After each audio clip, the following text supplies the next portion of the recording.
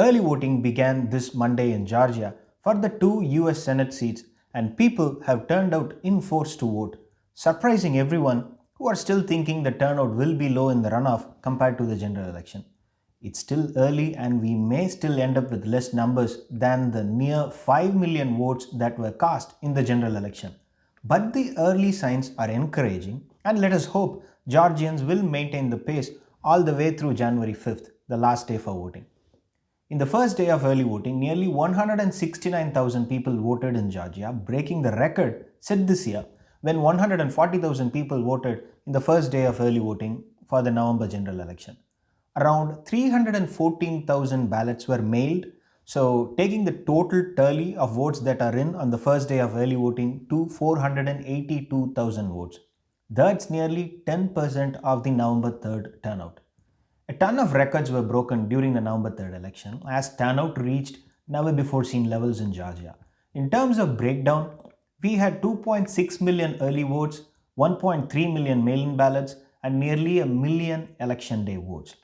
On the mail in ballot front, the numbers are indeed encouraging for the Democrats in the Senate runoff. According to Stacey Abrams, nearly 1.2 million people have requested absentee ballots, which is just 100,000 less than the number of absentee ballots cast in the general election. Since we still have plenty of time to vote in the Senate runoffs, there is a good chance that we are either going to be at or above the level of mail-in votes we had in the presidential election. Stacey Abrams had even more data to share with us. 1.2 million Georgians have already requested absentee ballots. 1.3 million requested ballots during the November election. But what's so exciting is embedded in that number.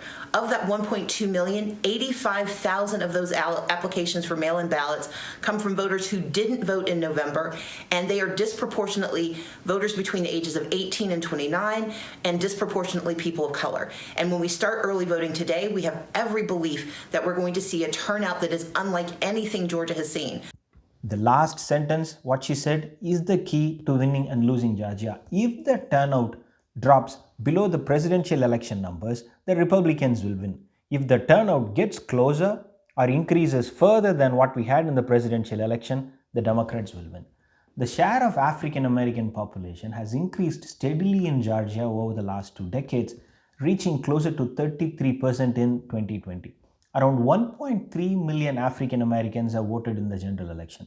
The key for the Democrats is to get every single one of them to vote in the runoffs and, if possible, add a bit more. If they can do that, then the Senate runoffs will be theirs to lose.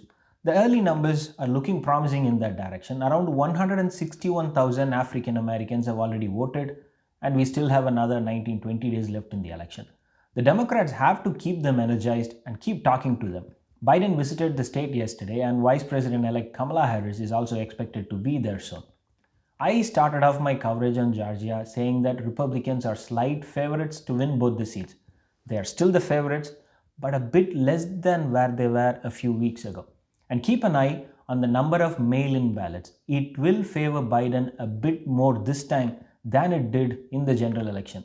So anything more than 1.3 million ballots returned will be great news for Democrats. So far, Georgia has received 314,000 mail-in ballots. So we got 1 more million to go. Thanks for watching. If you like it, please subscribe.